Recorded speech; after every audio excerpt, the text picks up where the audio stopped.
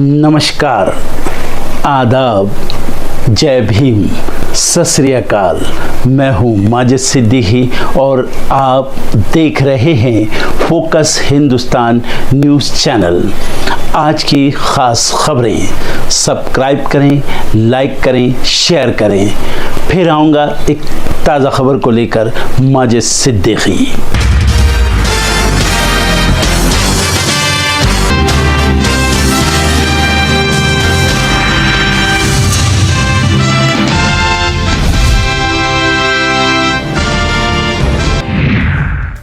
महाराष्ट्र की सियासत में हलचल तेज। शिक्षण संस्था की बैठक में पहुंचे अजीत, अगल बगल बैठे दिखे शरद पवार और अजित पवार। हिंदुओं और गैर मुस्लिमों की संपत्ति पर वक्फ कानून में जारी आदेश हो बेअसर, सुप्रीम कोर्ट में जनहित याचिका दायर। कांग्रेस ने सरकार से कर दी बड़ी मांग, पेगासस स्पाईवेयर के जरिए जिनकी जासूसी हुई उनका ब्यौरा दे केंद्र। कर्नाटक में जाति जनगणना रिपोर्ट पेश, पिछड़ा वर्ग आरक्षण बढ़ाकर 51% करने की सिफारिश। वक्फ कानून को लेकर जमीयत उलेमाए हिंद की दिल्ली में बड़ी बैठक शुरू, मीटिंग में होगा बड़ा फैसला। स्टालिन की परेशानी बढ़ा सकती है बीजेपी एआईएडीएमके की दोस्ती, विधानसभा चुनाव का रोड मैप तैयार। मुर्शिदाबाद पहुंचे पश्चिम बंगाल के डीजीपी, पुलिस अधिकारियों संग शमशेरगंज थाने में की मीटिंग। हिमाचल प्रदेश के मंडी में बड़ा सड़क हादसा, दिल्ली से कसोल जा रही बस पहाड़ी से टकराई, 30 लोग घायल। हिमाचल प्रदेश के मंडी में लगे भूकंप के झटके, 3.4 रही तीव्रता। दिल्ली आप अध्यक्ष सौरभ भारद्वाज का बीजेपी पर बड़ा आरोप, बोले जब से केंद्र में भाजपा की सरकार आई है देश में धर्म के नाम पर बढ़ा तनाव।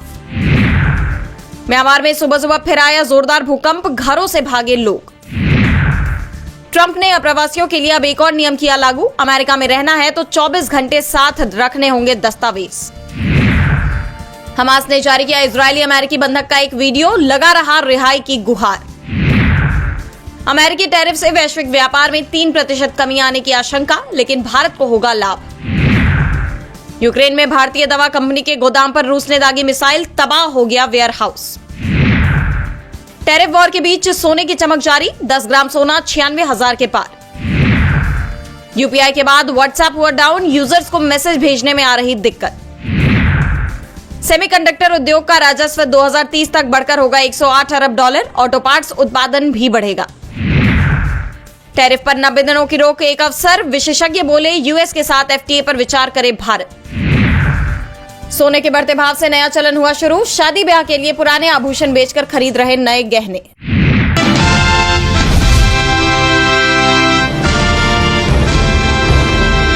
आगरा में करणी सेना के स्वाभिमान सम्मेलन के दौरान तनाव चरम पर पहुंच गया। राणा सांगा की जयंती के मौके पर आयोजित इस कार्यक्रम में करणी सेना के लगभग 80,000 कार्यकर्ता गढ़ी रामी में 50 बीघे के पंडाल में जुटे। उत्तर प्रदेश के साथ साथ हरियाणा, राजस्थान और गुजरात से आए कार्यकर्ताओं की संख्या इससे भी ज्यादा बताई जा रही है। सपा सांसद रामजी लाल सुमन के राणा सांगा पर दिए विवादित बयान के विरोध में ये प्रदर्शन हुआ। कार्यक्रम स्थल पर पुलिस की मौजूदगी से नाराज कार्यकर्ताओं ने पुलिस कर्मियों को घेर लिया और तलवारें डंडे लहराने शुरू कर दिए। हालात बिगड़ते देख पुलिस को पीछे हटना पड़ा। इसके चलते पुलिस ने 500 जगहों पर बैरिकेडिंग की, सड़कों पर बड़े बड़े पत्थर रख दिए गए और 10,000 पीएसी और पुलिसकर्मी तैनात किए गए। सुमन के आवास को छावनी में तब्दील कर दिया गया है, जहां 1000 पुलिसकर्मी और मेटल डिटेक्टर तैनात किए गए थे। सांसद ने निजी सुरक्षा के लिए 10 बाउंसर भी रखे हैं। इधर इटावा में सपा प्रमुख अखिलेश यादव ने करणी सेना को नकली और बीजेपी समर्थित करार देते हुए कहा कि रामजी लाल सुमन का बयान सदन से हटाया जा चुका है, उनके अपमान पर हम उनके साथ खड़े हैं। इस घटना ने योगी सरकार की कानून व्यवस्था पर कई सवाल खड़े कर दिए हैं। जानकारों का कहना है कि इतने बड़े प्रदर्शन की जानकारी होने के बावजूद सरकार ने स्थिति को नियंत्रित करने में नाकामी दिखाई है। सड़कों पर जिस तरह से हथियार लहराए जा रहे हैं, उससे डर का माहौल बनाया जा रहा है। अब सवाल उठ रहे हैं कि इसे करणी सेना के साथ सरकार की मिलीभगत माना जाए या फिर लापरवाही।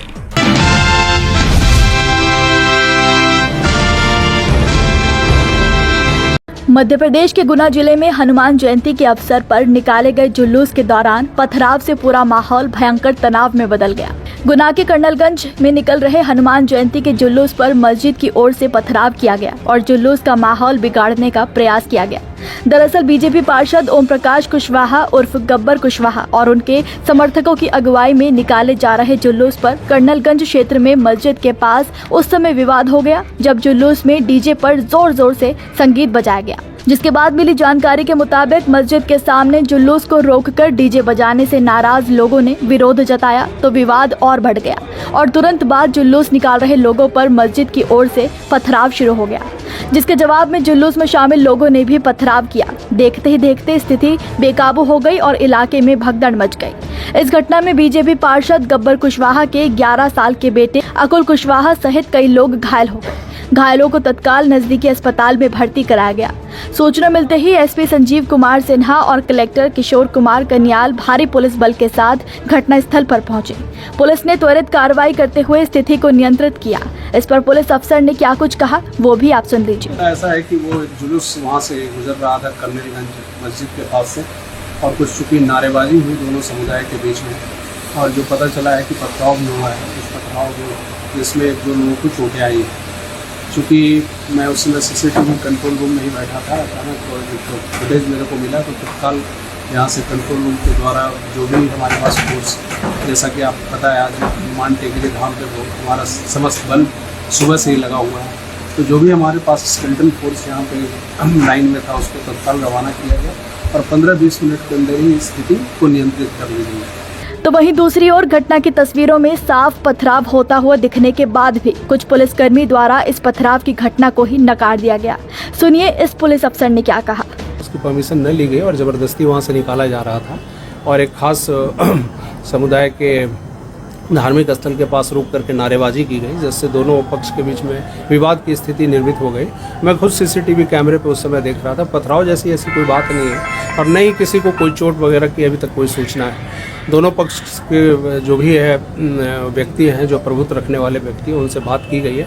अभी टोटल शांति है और लॉ एंड ऑर्डर कंट्रोल में है। घटना से नाराज हिंदू संगठनों और स्थानीय लोगों ने कर्नलगंज चौराहे पर चक्का जाम कर दिया और सिटी कोतवाली का घेराव कर नारेबाजी की गई। प्रदर्शनकारियों ने पथराव करने वालों के खिलाफ सख्त कार्रवाई की मांग की है। बता दें कि बीजेपी पार्षद गब्बर कुशवाहा ने सिटी कोतवाली में FIR दर्ज कराई है। शिकायत में उन्होंने तजिया कमेटी के अध्यक्ष यूसुफ खान और अन्य लोगों पर पथराव और हिंसा भड़काने का आरोप लगाया है। पुलिस ने मामला दर्ज कर जांच शुरू कर दी है। डीएम समेत भारी पुलिस फोर्स मौके पर पहुंची और मामले को शांत कराने में जुट गई। लेकिन भाजपा कार्यकर्ताओं समेत कई लोगों की मांग है कि पथराव करने वालों पर जल्द से जल्द कार्रवाई हो। जिसके बाद पथराव मामले में कोतवाली पुलिस ने ओम प्रकाश कुशवाहा की शिकायत पर रात 11 बजे 5 नामजद और 15 से 20 अन्य लोगों के खिलाफ मामला दर्ज किया है। 5 नामजद आरोपियों में विक्की खान, आमिन खान, विक्की के लड़के गुड्डू खान और तौफिक खान शामिल हैं। भाजपा विधायक पन्नालाल शाक्या ने इस पूरी स्थिति पर क्या कुछ कहा वो भी आप सुन लीजिए। कोई भी व्यक्ति हो उसे चिन्हित करके FIR के दायरे में लाना चाहिए, ये हमने कह दिया साहब से और ने उसका आश्वासन भी दिया कि बिल्कुल ठीक सब पे करेंगे, आप निश्चिंत रहिए। विवाद क्या हुआ? नहीं, वो विवाद का मुझे पता नहीं है। विवाद क्या काय पे हुई मुझे नहीं मालूम। मैं तो केवल विवाद ना हो, विवाद समाप्त हो जाए, शांति बने रहे इसके लिए, और यही मैंने उनसे कहा। और मैं सबसे यही निवेदन करता हूँ, भैया शांति बनाए रखो, अपने अपने चले जाओ, प्रशासन को अपना काम करने दो। एक और जहां पुलिस अधिकारी हनुमान जयंती पर सुबह से ही मौके पर सतर्क होने का दावा कर रहे हैं, वहीं दूसरी ओर ये सवाल उठता है कि अगर पुलिस CCTV और साक्षात रूप से मामले का जायजा ले रही थी तो फिर मस्जिद के इलाके में पथराव की स्थिति कैसे बन गई? मस्जिद के बाहर जब जुलूस निकाला जा रहा था तब आखिर पुलिस बल कहाँ था? और दूसरा, कुछ पुलिस अफसर पथराव और घायल होने की बात से साफ इनकार आखिर क्यों कर रहे हैं? क्या उन पर किसी का दबाव है या वो कुछ छुपा रहे हैं? आप इस पर क्या कहेंगे हमें कमेंट में जरूर बताइएगा।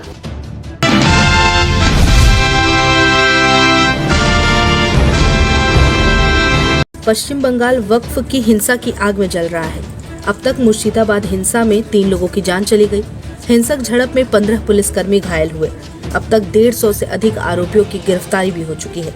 वक्फ कानून के खिलाफ प्रदर्शन हिंसा में तब्दील हो चुका है। उपद्रवियों ने कई इलाकों में पथराव किया, आगजनी की, ट्रेनें रोकी, कई दफ्तरों को नुकसान तक पहुंचाया, साथ ही पुलिस वालों को भी निशाना बनाया गया। केंद्रीय गृह सचिव ने बंगाल के मुख्य सचिव और DGP के साथ वीडियो कॉन्फ्रेंस की। इस बीच मुख्यमंत्री ममता बनर्जी ने कहा कि वक्फ कानून राज्य में लागू नहीं होगा। दूसरी ओर कोलकाता हाईकोर्ट ने हालात को देखते हुए केंद्रीय अर्धसैनिक बल CAPF तैनात करने के आदेश दे दिए। वक्फ संशोधन अधिनियम के खिलाफ राज्य के विभिन्न हिस्सों में विरोध प्रदर्शन और अशांति की खबरें आ रही है। सबसे खराब स्थिति मुर्शिदाबाद में है। शमशेरगंज, धुलियान, सूती और सहित कई स्थानों पर हिंसा हो रही है। सरकारी संपत्ति की तोड़फोड़ और आगजनी की गई। अशांति राज्य के बाकी हिस्सों में भी फैली। बंगाल में हिंसा अब तक 3 लोगों की जान ले चुकी है। राज्य में एक दिन पहले 118 लोगों को गिरफ्तार किया गया। मुर्शिदाबाद के सूती, धुलियान, शमशेरगंज और गंजीपुर की तस्वीर देखकर ये स्पष्ट किया गया कि खास ताकत अशांति पैदा कर रही है। एक बड़ा वर्ग पुलिस के साथ झड़प में शामिल है और वो लोग हैं जो तोड़फोड़ का कारण बन रहे हैं। हालांकि स्थानीय लोग का कहना है कि झड़प में शामिल लोग मुख्य जुलूस का हिस्सा नहीं थे।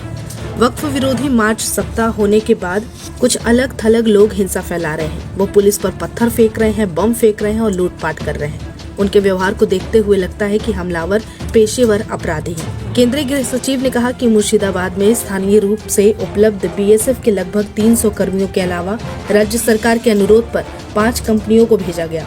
केंद्रीय गृह सचिव ने राज्य प्रशासन को अन्य संवेदनशील जिलों पर भी कड़ी नजर रखने के लिए कहा। साथ ही जल्द से जल्द सामान्य स्थिति सुनिश्चित करने के लिए पर्याप्त कदम उठाने की सलाह दी है। उन्होंने कहा कि केंद्र भी स्थिति पर निगरानी रखते हुए ये आश्वासन दे रही है कि अगर जरूरत होगी तो अतिरिक्त केंद्रीय सुरक्षा बल की तैनाती सहित राज्य को हर संभव सहायता दी जाएगी। इसके अलावा ममता ने ट्वीट कर लिखा कि सभी धर्मों के लोगों से मेरी विनम्र अपील है कि कृपया शांत रहे, संयमित रहे, धर्म के नाम पर कोई अधार्मिक व्यवहार न करे। हर इंसान की जान कीमती है। राजनीति के लिए दंगे न भड़काएं। जिस कानून के खिलाफ लोग आंदोलन कर रहे हैं वो हमने नहीं बनाया। ये कानून केंद्र सरकार ने बनाया है, इसलिए केंद्र सरकार से जवाब मांगा जाना चाहिए। देखिए, मुझे लगता है कि भारत की संवैधानिक व्यवस्था में कोई भी राज्य विधानसभा केंद्र के द्वारा पारित कानून को लागू करने से मना नहीं कर सकती। जिस प्रकार कोई नगर पालिका या जिला परिषद राज्य विधानसभा से पारित कानून को लागू करने से मना नहीं कर सकती। यदि ममता बनर्जी जी ये कहती हैं तो इसका अर्थ साफ हो गया कि बाबा साहब के संविधान के प्रति उनके मन में सम्मान नहीं है, क्योंकि समस्त संवैधानिक मान्यताओं प्रक्रियाओं को पूर्ण करते हुए यह कानून बना है। और इसे मैं एक तरफ ये भी मानूंगा कि इंडी गठबंधन के दलों के हाथ में संविधान खतरे में है, मगर दूसरी दृष्टि से मैं ममता जी की विवशता भी समझ सकता हूं कि उन्होंने जिस प्रकार के उग्र तत्वों को साथ में लेकर, जिस प्रकार के आपराधिक तत्वों को साथ में लेके सत्ता संचालन किया है, संभवतः उनकी सरकार अब इसकी बंधक हो गई है और वो इस विवशता ये उनकी है, वो चाह कर भी इसके अलावा और कुछ नहीं कर सकती।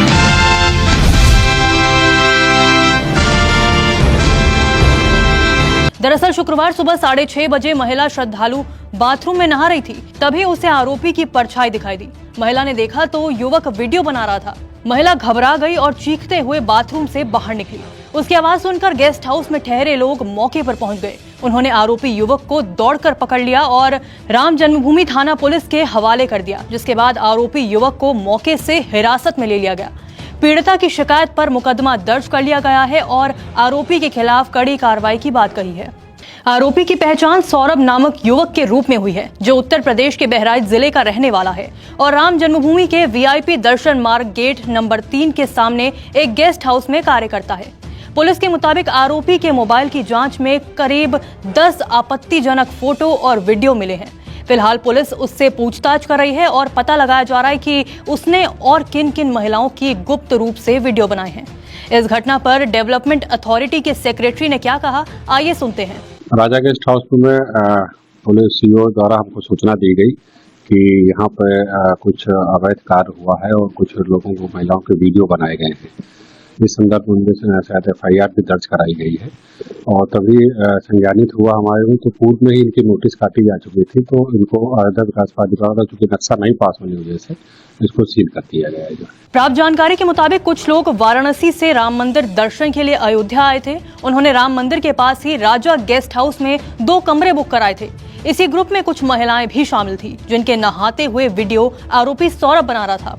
अयोध्या में राम मंदिर निर्माण के बाद श्रद्धालुओं की भारी भीड़ यहां दर्शन के लिए पहुंचती है। दूर दूर से महिलाएं और परिवारजन दर्शन के लिए आते हैं और गेस्ट हाउस में ठहरते हैं। ऐसे में इस तरह की घटना सुरक्षा पर कई सवाल खड़े करती है। ऐसी हरकत न सिर्फ शर्मसार करने वाली है, बल्कि स्थानीय व्यापारियों के लिए भी दिक्कतें पैदा कर सकती है। ये घटना बताती है कि रामनगरी में महिलाओं की सुरक्षा को लेकर अब भी कई खामियां हैं। इस वीडियो पर आपकी क्या राय है, कमेंट बॉक्स में जरूर बताएं।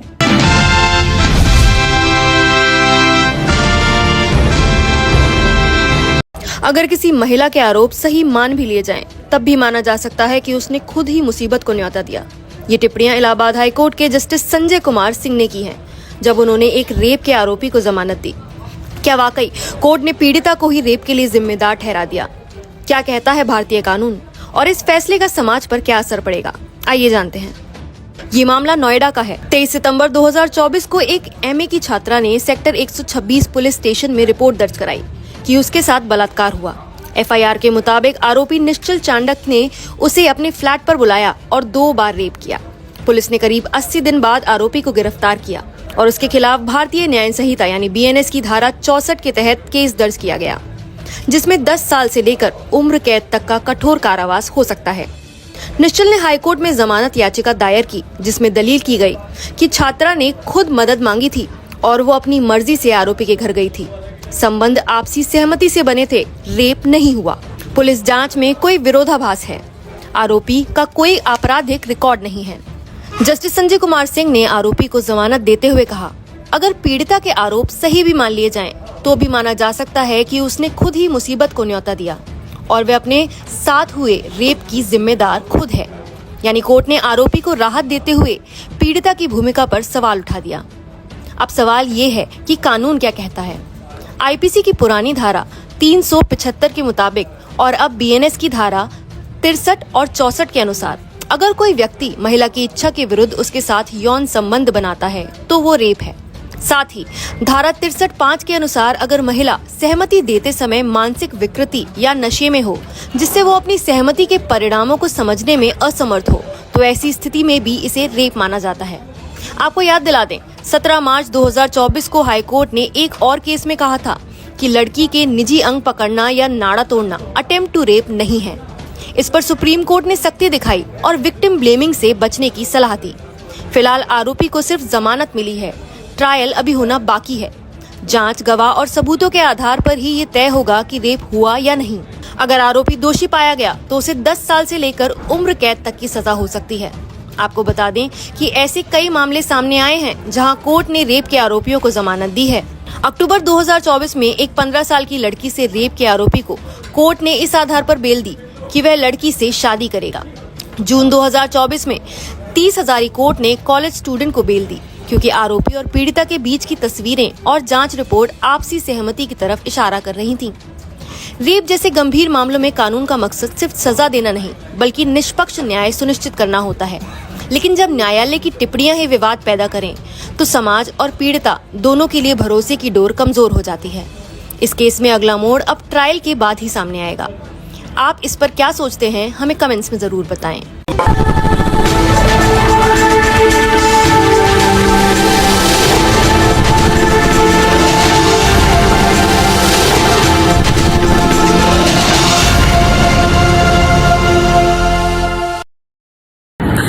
दोस्तों, आज मैं आपको बताने वाला हूं कि अगर आपकी बॉडी में मैग्नीशियम की डेफिशिएंसी हो जाए तो आपको क्या क्या प्रॉब्लम हो सकती है। सबसे पहले इंसोमेनिया, नींद ना आना, स्लीपिंग डिसऑर्डर, इंसान सारी रात करवटें बदलता है, नींद नहीं आती, स्ट्रेस लेवल, एंजाइटी बढ़ जाती है इससे, क्योंकि कोर्टिसोल हार्मोन को रोकने में मदद करता है। और अगर आपकी बॉडी में मैग्नीशियम नहीं है तो कोर्टिसोल बढ़ जाता है, जिसकी वजह से स्ट्रेस और एंजाइटी हो जाती है। मूड स्विंग्स, इंसान को पता नहीं चलता उसके मूड स्विंग्स होते हैं, थोड़ी थोड़ी देर में गुस्सा आना, थोड़ी थोड़ी देर में चिड़चिड़ापन होना, क्योंकि ये सेरोटोनिन हार्मोन को बढ़ने में मदद करता है। अगर आपकी बॉडी में less magnesium is equal to less serotonin, और सेरोटोनिन हैप्पीनेस का हार्मोन है। अलावा इसके ये फटीग को भी कम करता था। अगर आपकी बॉडी में मिनरल डेफिशिएट है, अगर आपकी बॉडी में मैग्नीशियम नहीं है, तो आपको थकावट बहुत जल्दी फील होगी, जरा सा काम करती है आपकी बॉडी थक जाएगी।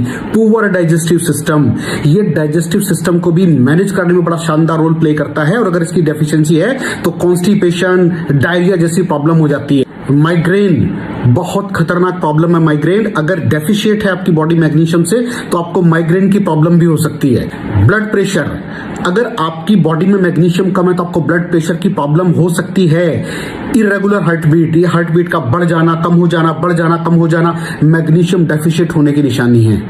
ऑस्टियोपोरोसिस, बोन हेल्थ वीक हो जाती है, क्योंकि आपकी बॉडी का 60% जो मैग्नीशियम है वो आपकी बोन्स के अंदर होता है। अगर आप बाहर से मैग्नीशियम नहीं ले रहे हैं तो आपकी बॉडी जो है वो हड्डी हड्डियों में से लेना शुरू कर देती है, जिसकी वजह से ऑस्टियोपोरोसिस की प्रॉब्लम भी हो सकती है, आपकी हड्डियां कमजोर हो जाती हैं। और मसल क्रैम्पिंग, मसल क्रैम्प, नस पे नस का चढ़ जाना, मसल्स पे अकड़ जाना, बिल्कुल चलना मुश्किल हो जाता है। तो मसल क्रैम्पिंग भी तभी होती है जब आपकी बॉडी में मैग्नीशियम की डेफिशिएंसी हो। और दोस्त, हमारे यहाँ 90% से ज्यादा लोग मैग्नीशियम डेफिशिएंसी के शिकार हैं। कहां से मिलेगा मैग्नीशियम, कितनी मात्रा में लें, किस क्वालिटी का लें? तो उसका जवाब है वेस्टीज प्राइम CMD। इसके अंदर आपको भरपूर मात्रा में मैग्नीशियम मिलेगा, आपकी सारी प्रॉब्लम सॉल्व हो जाएगी। Thank you so much. दर्शकों, देख लिया आपने हमारे वीडियो को। हमें खुशी होगी कि आपने हमारे न्यूज़ को लाइक किया और दूसरों को शेयर किया। अगर अभी तक हमारे चैनल फोकस हिंदुस्तान को सब्सक्राइब नहीं किया है तो तुरंत सब्सक्राइब करें, कमेंट करें और बेल आइकॉन को प्रेस करें। हम हाजिर हैं खबर के लिए।